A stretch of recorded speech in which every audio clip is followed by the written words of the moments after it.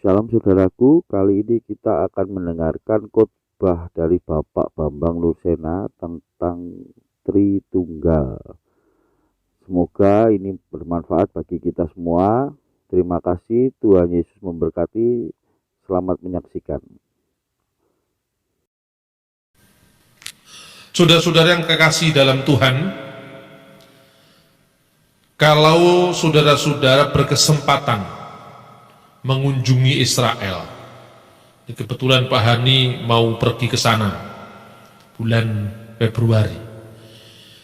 Kalau masuk Februari itu Maret, nanti sore. Wah. Kalau Anda masuk ke rumah-rumah saudara tua kita, orang Yahudi, itu pasti ada di pintu rumah atau di gerbang ada satu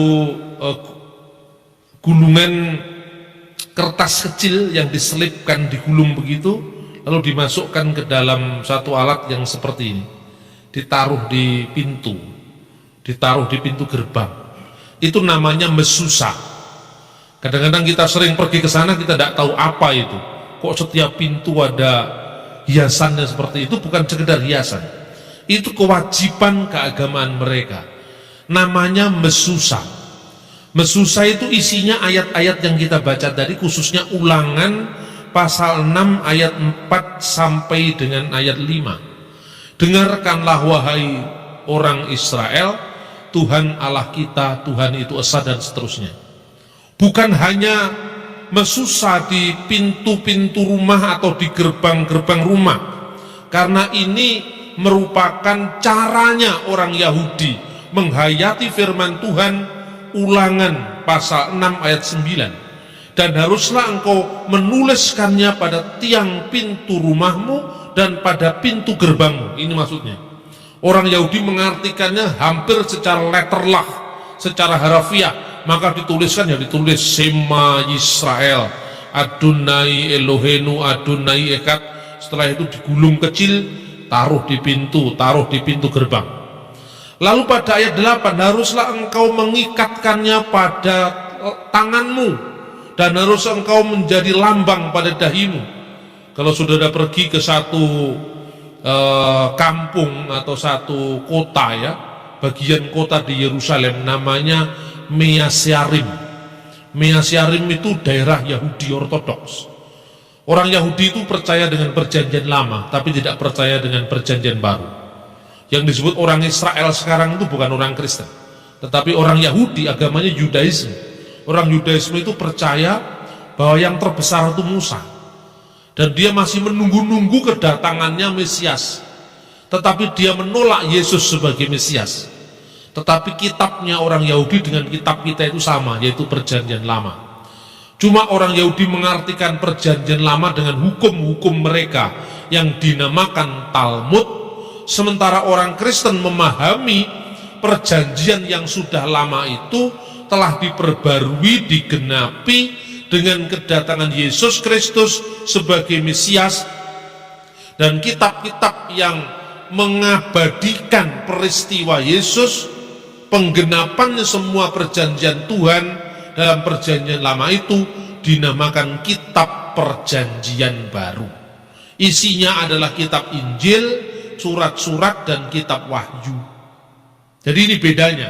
Nah saudara-saudara, tetapi Anda akan lihat di Measyarim itu orang Yahudi yang biasanya pakaiannya hitam-hitam, lalu di sini ada yang diikatkan di lengan. Itu sama Ulangan pasal 6 ayat 4 tadi.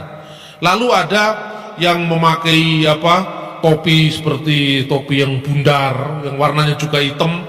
Lalu di sini ada kecil itu, kayak orang kalau pakai mikrofon yang wireless itu, kayak gini. Itu juga Ulangan pasal 6 ayat 4. Jadi betapa harafiahnya mereka mengartikan ayat-ayat firman Tuhan. Lalu tema yang dinamakan Shema ini atau dengarkanlah ini selalu dipujikan, dingajikan setiap kali mereka ibadah. Nanti siang saya akan bicara di Embong Sawu. Saya akan memberikan contoh bagaimana pembacaan firman Tuhan menurut orang Yahudi. Jadi orang Yahudi itu kalau membaca Alkitab, termasuk Yitzhak Rabin almarhum, Ariel Sharon yang Israel sekarang, ya kayak orang Islam ngaji begitu, persis sama. Sebetulnya bukan persis orang Islam persis Yahudi. Dan nanti juga akan saya tunjukkan bagaimana caranya orang Kristen Timur Tengah, orang Kristen di negara-negara Arab mengajikan kitab Injil dan kitab Mazmur, sama dengan orang Yahudi. Jadi sebetulnya Islam itu datang paling akhir, dan Anda akan melihat bagaimana caranya kitab suci itu dingajikan. Nah, di Indonesia kalau orang mengaji itu kan pasti orang Muslim. Padahal di seluruh dunia Timur Tengah termasuk Israel, tempat di mana asal usul tanah air Yesus atau asal usul kekristenan itu semua orang juga seperti itu. Karena itu adalah kebudayaan bangsa Timur Tengah. Nah, mereka mengajikan ayat ini, yaitu Shema Yisrael Adonai Eloheinu Adonai Echad. Orang Yahudi itu selain ibadah sabat, mereka punya ibadah harian 3 kali sehari, yaitu pada pagi hari, pada tengah hari, dan pada petang hari. Sembahyang petang hari itu kadang-kadang dilakukan dalam perjanjian baru, para rasul masih melakukan itu. Misalnya Yohanes dan Petrus dalam Kisah Rasul pasal 3 ayat 1 digambarkan di bait Allah pada jam sembahyang, yaitu kira-kira jam 3 petang. Lalu juga Petrus dalam Kisah Rasul pasal 9, di sana juga digambarkan jam 12 tengah hari itu berdoa. Kata tengah hari itu bahasa Ibraninya sohorayim, dan kata sohorayim itu yang menjadi bahasa Arab duhur. Sohorayim, sohor jadi duhur. Jadi sebetulnya itu berasal dari saudara kita, bangsa Yahudi. Nah, karena teks ini selalu dihafal, dingajikan, disampaikan dimanapun mereka berada, tatkala mereka berbaring, tatkala mereka bangun, tatkala mereka duduk, tatkala mereka berada dalam perjalanan, maka hukum ini sangat-sangat penting.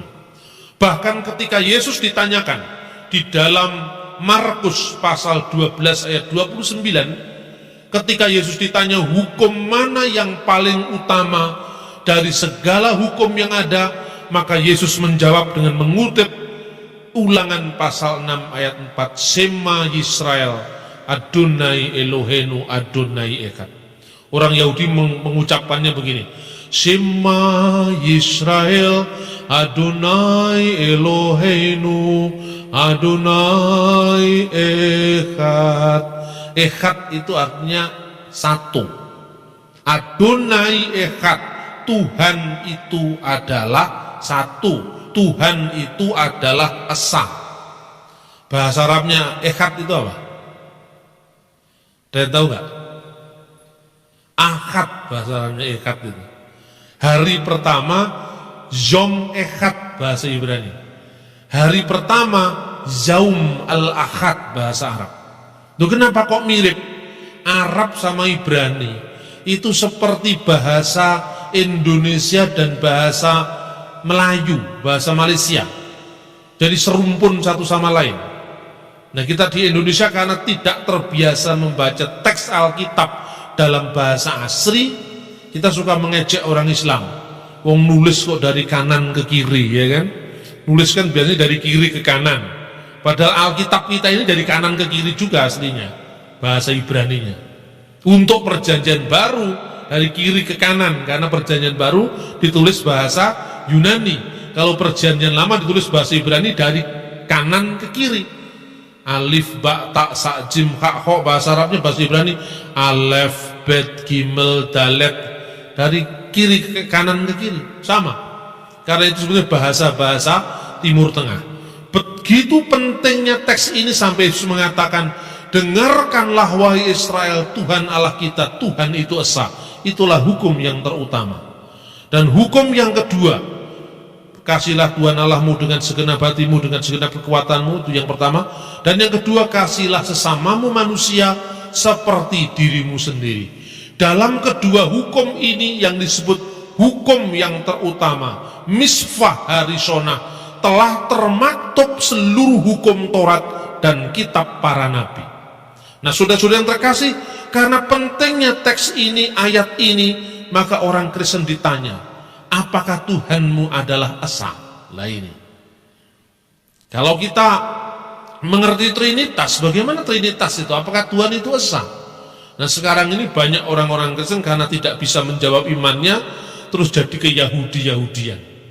Ada orang-orang Kristen di Indonesia ini sudah tidak mau lagi mengucapkan Trinitas, karena Trinitas itu dianggap bertentangan dengan Sema Israel, bertentangan dengan syahadat dalam perjanjian lama. Ada lagi orang Kristen yang tidak mau merayakan hari Minggu, karena dianggap itu hari perayaan Dewa Matahari. Ada lagi orang Kristen yang tidak mau merayakan Natal, karena Natal itu adalah lahirnya Sol Invictus, Dewa Matahari. Saya sudah membahas semuanya itu dalam acara-acara seminar di Embong Sawu. Anda bisa mendapatkan kasetnya di sana. Bahkan sekarang ini ada orang Kristen yang tidak mau lagi membaca surat-surat Paulus. Bahkan ada kelompok Kristen tertentu yang karena pengaruh orang Yahudi mau membuang 13 surat Paulus dari perjanjian baru. Nah, ini yang namanya sudah keblinger ini. Ya kan? Bayangkan kitabnya sudah mau diobrak-abrik kayak begitu. Sekarang sudah mulai masuk Indonesia. Maka saya katakan hati-hati dengan gerakan ke Yahudi-Yahudian. Orang Islam sudah ke Arab-Araban, orang Kristen sudah ke Yahudi-Yahudian. Ini bahaya sekali. Coba bayangkan, kalau perjanjian baru dipotong dengan 13 surat Paulus itu kira-kira jadinya apa ini? Ini sudah mulai masuk ke Indonesia. Bahkan saya sendiri sudah sangat kaget sekali. Ada kelompoknya yang namanya Yohanes Rahmat, itu pendeta dari STT Jakarta, yang sudah dipecat oleh GKI karena dianggap pikirannya liberal, menerbitkan buku. Bukunya itu judulnya adalah apa itu? Tentang Yesus historis, macam-macam bukunya. Yang intinya bahwa Yohanes Rahmat sebagai pendeta ini rupanya menolak surat Rasul Paulus. Dan dia mulai menolak kerasulan Paulus. Yang agak disayangkan, salah satu bukunya itu diterbitkan oleh Yusuf Roni Kruset. Saya tidak habis pikir saya, apa itu maksudnya kok ikut-ikut menerbitkan bukunya Yohanes Rahmat? Ini jelas-jelas menggerogoti iman Kristen. Karena itu saya konsisten dengan panggilan saya. Dalam setiap khotbah, dalam setiap pelayanan, saya selalu menekankan aspek pengajaran. Karena kalau ajaran kita tidak sehat, gereja ini akan runtuh. Yohanes Rahmat itu tidak percaya dengan mujizat, tidak percaya dengan karunia-karunia Roh Kudus, tidak percaya dengan doktrin-doktrin gereja seperti Trinitas dan sebagainya. Nah, saudara-saudara terkasih dalam Tuhan Yesus, ini gambaran tentang bagaimana tantangan gereja pada saat-saat sekarang ini. Nah, salah satunya mungkin kita bisa melakukan bagaimana kita mensimulasikan ajaran-ajaran iman kita, sehingga setiap hari kita bisa memahami apa yang kita imani, apa yang kita yakini, ini bisa kita mengerti satu sama lain. Saya berikan contoh kasus ya, misalnya dasar orang Kristen mengartikan bahwa Trinitas itu ada dalam Alkitab. Itu rumusan eksplisit yang dilakukan oleh Tuhan Yesus ketika Yesus memerintahkan pembaptisan, memerintahkan atau perintah baptisan. Kita bisa membaca di dalam Matius pasal 28 ayat 19.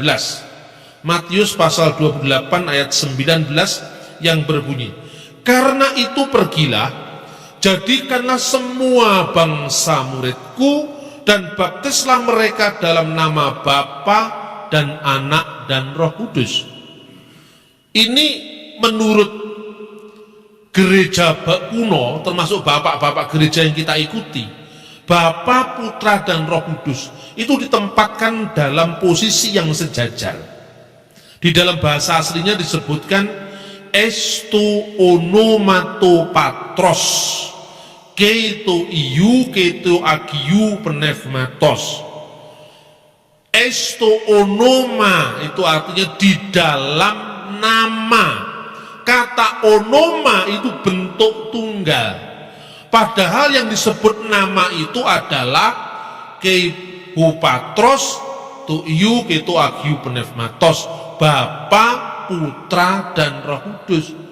Lah kalau Tritunggal tidak ada, mestinya bukan di dalam nama, tetapi dalam nama-nama, ya kan?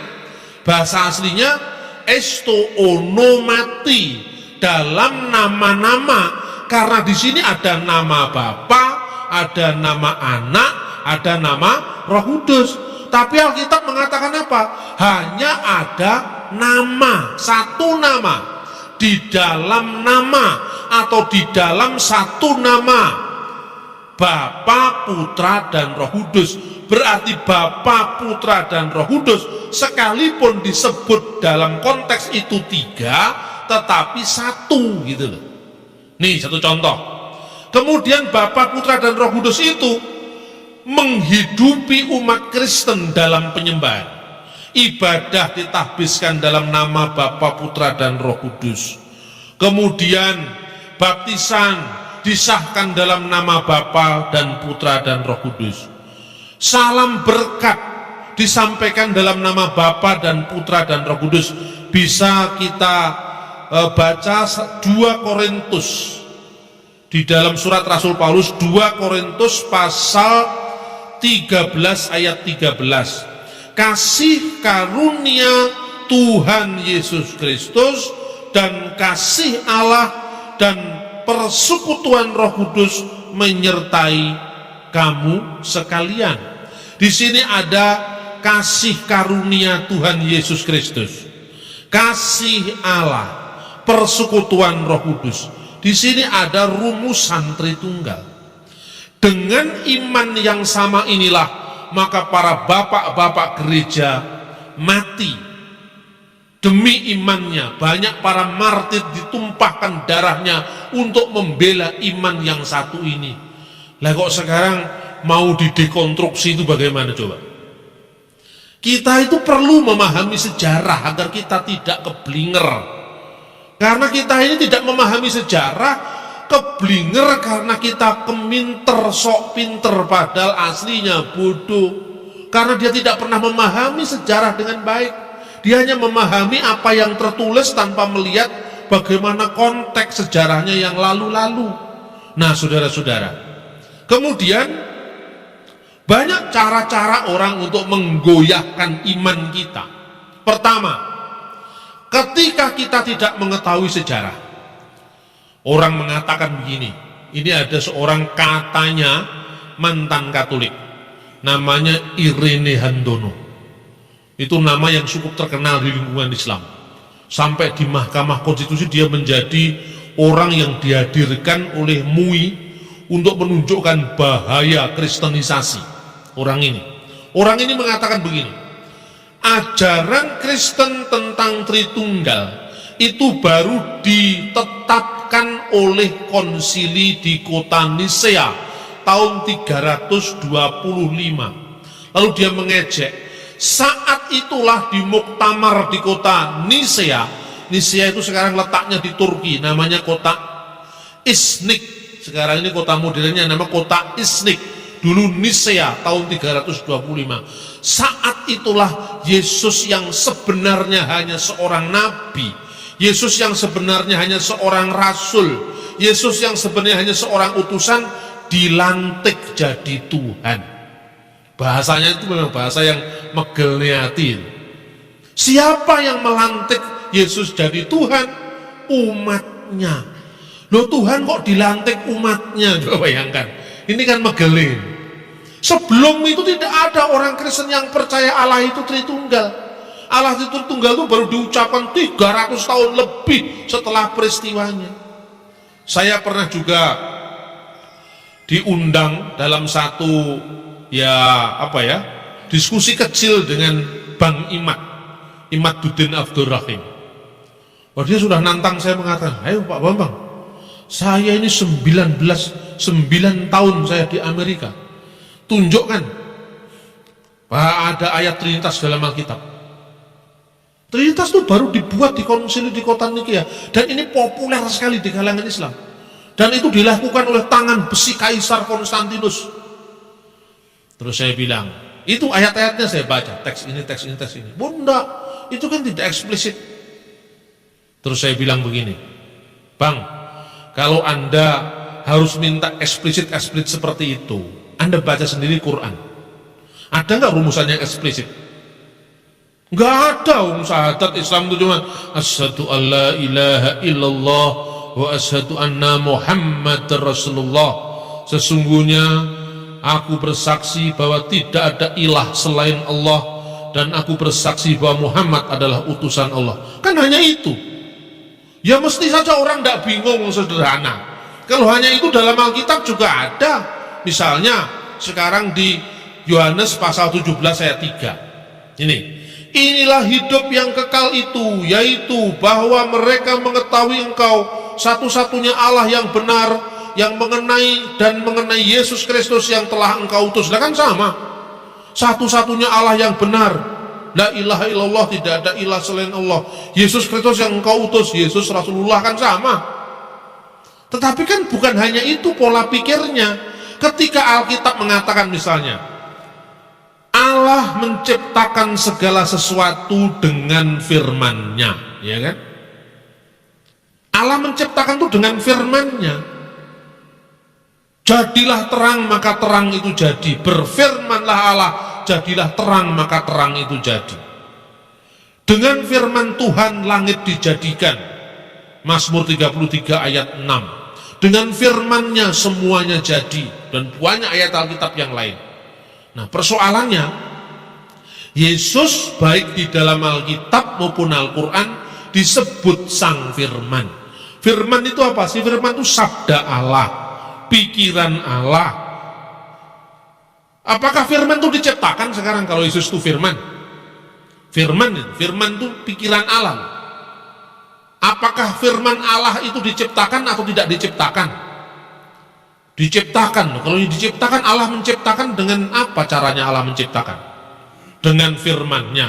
Berfirmanlah Allah, jadilah terang, maka terang itu jadi. Lah kalau firman itu diciptakan, dengan firman mana lagi Allah menciptakan firman, gitu kan? Lah karena sulit, mungkin karena sulit itu karena orang Kristen mau mikir. Kalau nggak mikirnya memang nggak sulit. Lah kalau menjadi Islam itu kan tidak perlu banyak mikir. Pokoknya baca syahadat saja seumur hidup kan sudah Islam. Tidak ada katekisasi, tidak ada pelajaran, kan seperti itu. Nah di Kristen itu menjadi sulit karena apa? Semua yang ada dalam rahasia firman Tuhan itu mulai kita ungkap dalam kajian, dalam pelajaran, dalam katekisasi, mulai mikir seperti itu. Makanya ayat-ayat yang dicomot oleh saksi Yehova, misalnya ya, saya berikan satu ayat. Ini ayat yang dicomot oleh saksi Yehova. Yohanes pasal 14 ayat 28. Begini bunyinya. Kamu telah mendengar bahwa aku telah berkata kepadamu, aku pergi tetapi aku datang kembali kepadamu. Sekiranya kamu mengasihi aku, kamu tentu akan bersuka cita karena aku pergi kepada Bapa, sebab Bapa lebih besar daripada aku. Loh ini kan Bapa lebih besar daripada aku. Kalau Tritunggal kan gimana? Bapa, Putra dan Roh Kudus katanya satu. Lah ini Bapa lebih besar daripada aku. Makanya katanya saksi Yehova, Tritunggal itu palsu. Terus ada ayat lagi, misalnya ketika Yesus disalibkan, salah satu ucapan Yesus apa? Eli, Eli, lama sabachthani. Apa artinya Eli, Eli, lama sabachthani? Allahku, Allahku, mengapa engkau meninggalkan aku? Siapakah Yesus Kristus bagi orang Kristen? Yesus Tuhan dan Allah kami, Engkau layak menerima pujian. Yesus Tuhan dan Allah kami. Loh kalau dia Allah, bagaimana dia berdoa kepada Allah? Ayo sekarang, bagaimana Allah berdoa kepada Allah? Allah yang mana lagi dia berdoa kepada Allah? Kira-kira kalau Bapak Ibu ditanya kayak gitu jawabannya apa? Iya kan? Penting apa enggak kira-kira? Katanya iman timbul dari berita. Nah sekarang kalau beritanya tidak jelas, iman bagaimana yang timbul? Nah kira-kira jawabannya seperti apa? Ada kira-kira? Boleh berpendapat, silakan. Boleh berpendapat. Supaya saya seringkali berceramah tentang Trinitas itu ada umpan baliknya ya. Ada yang berpendapat bagaimana kok dikatakan Yesus berdoa kepada Allah? Allah mana lagi dia berdoa? Katanya Allah itu satu, Bapa, Putra, dan Roh Kudus itu adalah satu. Terus kedua, Yesus mati, ya kan? Bapa, Putra, dan Roh Kudus itu adalah Allah yang satu. Yesus mati. Pertanyaannya, apakah Allah bisa mati? Bisa nggak Allah mati? Bisa? Tidak. Nah, yang mati siapa terus kemudian? Nah, anak saya bisa jawab itu, manusianya katanya, karena terbiasa bapaknya ceramah. Kemanusiaannya yang mati. Ayatnya di mana? 1 Petrus pasal 3 ayat 18. Dia yang dibunuh dalam keadaannya sebagai manusia. Lah ini ketika Yesus berbicara ini dalam kapasitas sebagai apa? Sebagai manusia. Tatkala dia menjadi manusia, dia lebih rendah dari Bapa. Bukan hanya lebih rendah dari Bapa, ketika dia menjadi manusia, dia juga lebih rendah dari malaikat. Coba kita baca Ibrani pasal 2 ayat 9. Tetapi dia yang untuk waktu yang singkat dibuat lebih rendah dari malaikat-malaikat. Untuk waktu yang singkat dibuat lebih rendah daripada malaikat-malaikat. Kapan waktu yang singkat itu? Pertanyaannya. Kapan waktu yang singkat itu? Siapa yang bisa menjawab? Kapan waktu yang singkat itu? Ketika menjadi manusia, yaitu Yesus yang kita lihat loh, yang bisa dilihat kan manusia. Allah kan nggak bisa dilihat.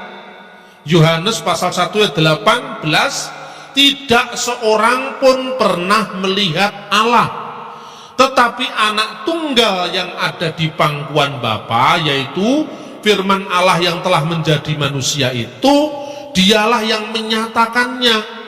Jadi Allah yang tidak kelihatan itu dinyatakan oleh karya Yesus yang kelihatan saat dia menjadi manusia. Maka saat dia menjadi manusia itu, yaitu waktu yang singkat, dia dibuat lebih rendah dari malaikat-malaikat. Siapa yang waktu yang singkat dibuat lebih rendah dari malaikat itu? Yesus. Yesus yang seperti apa? Yang kita lihat, berarti kemanusiaannya. Yang oleh karena penderitaan maut, siapa yang bisa mengalami kematian? Kan manusia, Allah tidak mungkin mati. Yang mengalami penderitaan maut dimahkotai oleh kemuliaan dan hormat, supaya oleh kasih karunia Allah ia mengalami maut bagi semua manusia. Jadi ketika menjadi manusia itu dia mengalami maut. Nah, coba ayat 10. Sebab memang sesuai dengan keadaan Allah, sesuai dengan keadaan Allah yang baginya dan olehnya segala sesuatu diciptakan. Yang baginya dan olehnya segala sesuatu diciptakan. Olehnya, Allah menciptakan alam ini oleh siapa? Jawabannya Yohanes pasal 1 ayat 1 dan 3. Coba Yohanes pasal 1 ayat 1 dan 3. Pada mulanya adalah firman. Firman itu bersama-sama dengan Allah, dan firman itu adalah Allah. Ayat 2. Ia pada mulanya bersama-sama dengan Allah. Ayat 3. Segala sesuatu diciptakan oleh dia. Ini dia siapa? Firman. Allah menciptakan segala sesuatu lewat firman-Nya. Berfirmanlah Allah, jadilah terang, maka terang itu jadi. Tanpa dia tidak ada satupun yang telah jadi dari segala yang telah dijadikan. Jadi kembali ke Ibrani pasal 2 ayat 10, yang baginya dan olehnya segala sesuatu dijadikan. Siapa yang menjadikan? Allah. Allah itu siapa? Ya Allah, firman-Nya dan rohnya. Allah, firman-Nya dan rohnya itulah yang menciptakan alam semesta. Makanya di dalam Kejadian pasal 1 ayat 1, pada mulanya Allah menciptakan langit dan bumi. Bagaimana bumi dan langit diciptakan? Mula-mula bumi itu belum berbentuk, gelap gulita, kegelapan menutupi samudra raya. Dan roh Allah melayang-layang di atas permukaan air. Artinya roh Allah memberi hidup kepada ciptaan itu. Lalu bagaimana Allah mewujudkan ciptaannya? Berfirmanlah Allah, jadilah terang, maka terang itu jadi. Jadi yang menciptakan alam itu ya Allah. Allah yang esa itu siapa? Allah, firmannya dan rohnya. Contohnya ibarat saya menulis buku. Kucing kan tidak bisa menulis buku, ya kan? Karena kucing tidak punya pikiran. Saya punya pikiran dan saya bisa menggerakkan tangan saya di komputer karena saya punya apa? Punya roh. Jadi buku saya itu ditulis oleh saya bersama pikiran dan roh saya. Tidak perlu dibanding-bandingkan. Pak Bambang dengan pikirannya Pak Bambang itu tinggi mana, besar mana, dulu mana. Lah itu pertanyaan yang sebetulnya kurang satu on. Karena apa? Manusia satu, masa dibanding-bandingkan? Bapa, Putra dan Roh Kudus itu satu. Lah ketika kemudian pikiran saya itu terwujud jadi buku atau terwujud dari rekaman kaset VCD sekarang. Kaset VCD-nya rusak, bukunya rusak. Kertas itu dapat dikatakan saya apa bukan? Kertas itu bukan saya. Keping VCD itu bukan saya. Tapi bisa nggak dikatakan itu penjelmaan pikiran saya? Bisa, karena siapa yang melihat gambar saya, ceramah saya lewat kaset VCD itu, dia bisa mengerti siapa saya. Tetapi kasetnya bukan saya. Firman ketika menjadi manusia, yang satu dengan Allah itu firman Allah, tapi kemanusiaan Yesus bukan Allah. Maka dikatakan dia berdoa, Allahku, Allahku, mengapa engkau meninggalkan aku? Tibalah saatnya gereja pada satu pengajaran, kalau begitu Yesus Kristus itu sepenuhnya Allah sebagai firman Allah, dan ketika dia menjadi manusia, sepenuhnya manusia sebagai anaknya Maryam. Maka kalau orang mengatakan Yesus itu 100% Allah, 100% manusia, jelaskan. Jangan hanya mengatakan 100% Allah, 100% manusia. Itu 100%-nya itu bagaimana Allah itu? 100%-nya manusia itu bagaimana? Kemanusiaan Yesus itu 100% memang manusia. Yaitu Allah yang membawa banyak orang kepada kemuliaan, juga menyempurnakan Yesus yang memimpin mereka kepada keselamatan dengan penderitaan. Jadi ketika Yesus menjadi manusia, dia menderita, dia lebih rendah dari malaikat, dia lebih kecil daripada Bapa, dia terikat oleh ruang dan waktu. Tetapi ketika dia kembali kepada Bapanya sebagai firman Allah, maka firman Allah itu satu dengan Allah dalam kemuliaan, hormat, kuasa yang kekal. Amin, saudara-saudara. Nah, ini perlu sekali kita sampaikan. Karena itu saya berharap dengan membuat tanya jawab seperti ini, Anda tidak lagi bingung ketika menghadapi kelompok-kelompok saksi Yehova. Bukannya saksi Yehova, kalau Anda pergi ke airport-airport besar di Indonesia itu, di Jakarta saya melihat bukan hanya Poligami Award sekarang yang ada, Mu'alaf Award. Itu mereka ada namanya siapa itu, Iksan Moko Ginta atau siapa itu, dia nulis buku, siapa yang bisa menjawab pertanyaan ini dapat hadiah Mercy. Itu ada di airport-airport. Artinya apa? Kita ini memang benar-benar dilecehkan iman kekristenan ini. Seolah-olah kita tidak bisa menjawab apa yang kita yakini. Seolah-olah orang Kristen itu hanya bisa bertepuk tangan, haleluya, amin, tapi tidak bisa menjelaskan imannya. Maka saat ini tiba waktunya bagaimana orang Kristen mulai memahami imannya dengan baik. Saya menulis satu buku judulnya Togok Madeg Pandito. Nah, mungkin kalau Bapak Ibu kesulitan ya memahami kayak gini, kan perlu ayatnya satu-satu. Mungkin selama ini saya ceramah, saya khotbah itu kecepetan ya, mungkin saya bikin-bikin kecepetan. Jadi itu makanya sekarang mulai diturunkan tensinya sedikit, supaya paling tidak saya mengerti, ada umpan balik dari jemaat supaya jemaat bisa mengerti. Dan harapan saya, gereja yang misioner itu bukan gereja pendeta, bukan gerejanya majelis, tapi gerejanya jemaat. Jadi artinya tugas pewartaan Injil itu bukan hanya tugasnya para penginjil, bukan tugasnya para pendeta saja. Setiap umat Tuhan, setiap jemaat adalah pekabar-pekabar Injil. Amin. Minimal lewat kehidupan kita. Minimal. Syukur-syukur kalau kita bisa membuka kesempatan untuk orang lain mendengar Injil. Bagi saya, Indonesia itu justru lahan yang subur. Karena apa? Coba Anda ngomong kepada kepala suku, kepentingannya apa kalau ngomong Injil? Masuk saja sulit ke kepala suku itu. Belum lagi Anda disuruh makan ulat nanti. Kalau masuk ke suku-suku terasing. Loh, itu betul.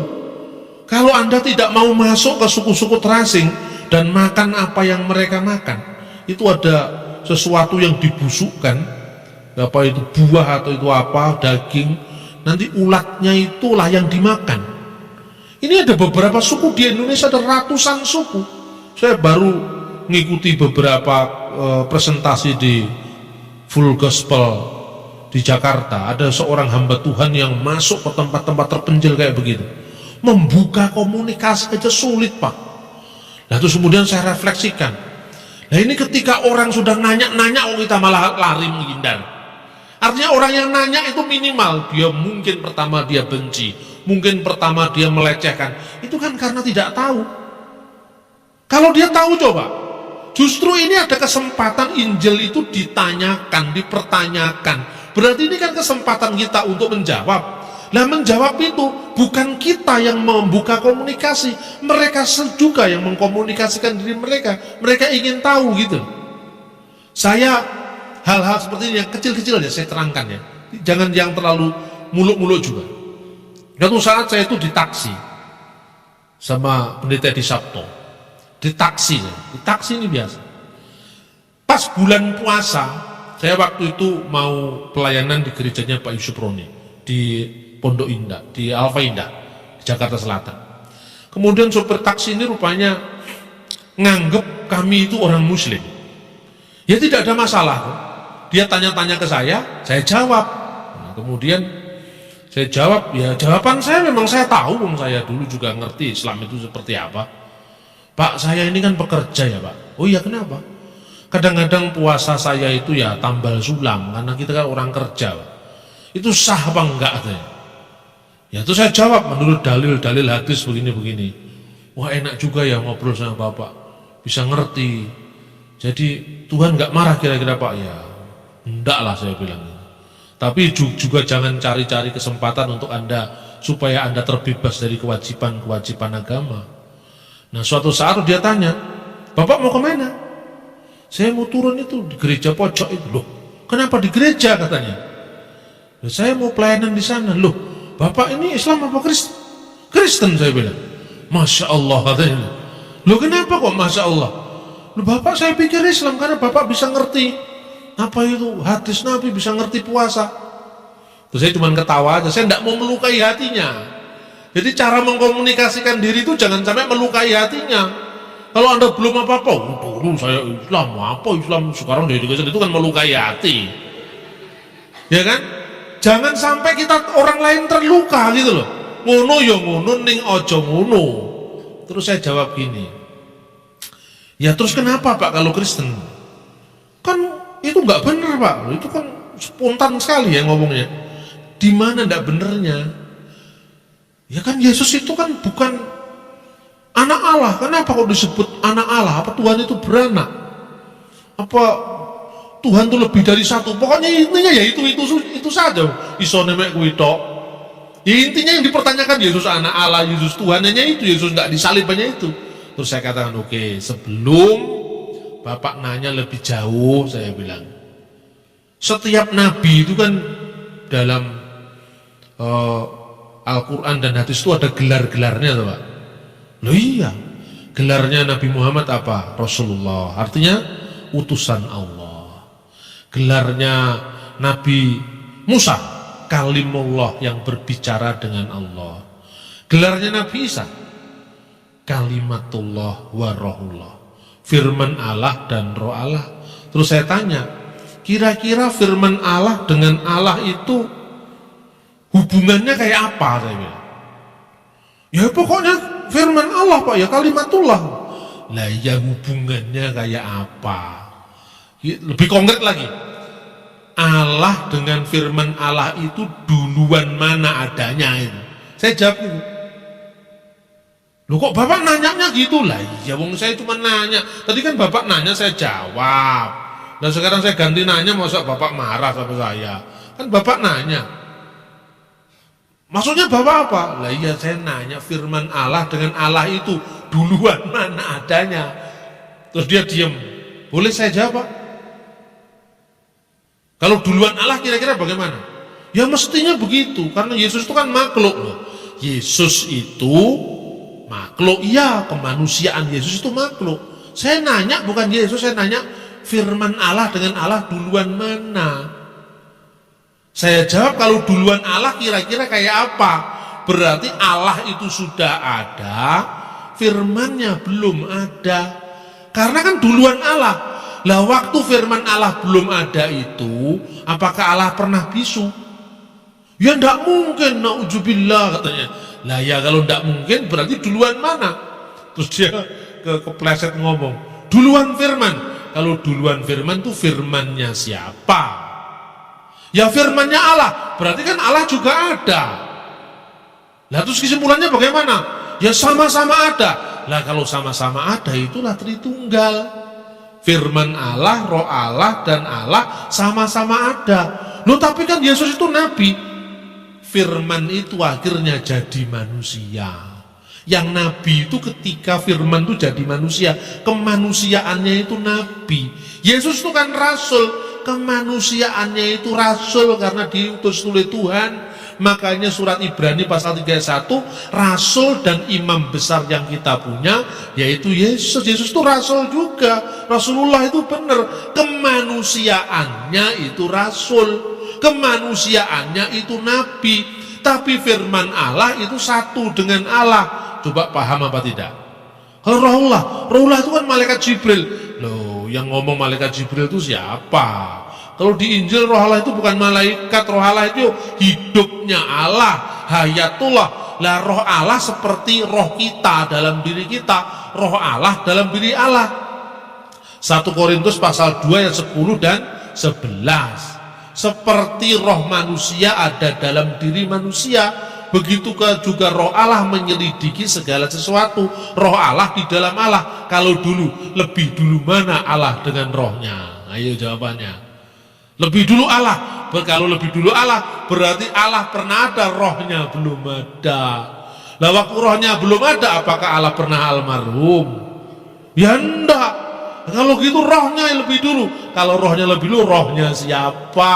Namanya juga roh Allah. Ya sama-sama kekal. Kalau sama-sama kekal berarti Bapa, Putra, dan Roh Kudus. 1 Yohanes pasal 5 ayat 7. Nah di sini disebutkan jelas, sebab ada 3 yang memberi kesaksian di dalam surga, Bapa, Firman, dan Roh Kudus, dan ketiganya adalah satu. Jadi Putra itu sebutan kiasan untuk Firman. Firman itulah yang menciptakan segala sesuatu dari tidak ada menjadi ada. Terus terakhirnya Bapak ini mengatakan, lu kenapa harus jadi manusia Pak? Kalimatullah itu firman Allah itu. Terus saya katakan, Bapak nggak percaya kalau firman jadi manusia? Sulit saya percaya. Di mana sulitnya? Bapak bisa percaya firman itu turun jadi buku? Al-Quran itu kan firman yang jadi buku katanya. Lah buku itu benda mati. Allah bisa tuh, firmannya bisa turun jadi buku. Masa jadi firman jadi manusia tidak bisa? Lalu dia telak-telak. What is the meaning of telak-telak? Nah, saat itulah kemudian saya berdoa untuk si Bapak ini agar Roh Kudus bekerja. Sayangnya waktu itu karena sudah dekat gereja, jadi saya naiknya itu dari Jakarta Kota sampai ke Jakarta Selatan, cukup panjang juga. Saya percaya setiap firman yang keluar dari mulut Allah tidak pernah kembali dengan cuma-cuma. Dia pasti berkarya, tetapi pasti karya itu akan berbuah. Karena itu banyak sekali yang saya tulis begitu, saya rekam, menulis buku. Saya juga ada kaset-kaset, yaitu kaset itu aliyah, itu adalah renungan saya di program televisi ya, di TVN waktu itu.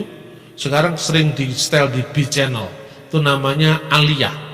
Itu ada ceramah-ceramah saya tanpa melukai hati saudara-saudara kita muslim, karena untuk program televisi kan untuk umum ya, tetapi saya mencoba menjawab isu-isu yang paling krusial tentang ke Israel, tentang firman Allah, tentang Yerusalem dan sebagainya. Lalu kalau Anda kepingin membaca lebih lanjut tentang Tritunggal, itu kelihatannya buku wayang, tapi sebenarnya bukan buku wayang. Itu dialog tokoh Punokawan tentang Tritunggal yang Maha Esa. Nah, kiranya firman ini bisa mencerahkan kehidupan iman percaya kita. Yang belum saya bahas adalah apa bedanya Allah dan Tuhan. Kenapa dikatakan Dia Tuhan dan Allah kita? Apa artinya Tuhan, apa artinya Allah? Nanti akan saya bahas dalam season kedua dari Mazmur 110. Mari kita bangkit berdiri, kita ikrarkan iman kita dengan kita menyanyikan lagu lama, barangkali masih hafal, Yesus Tuhan dan Allah kami.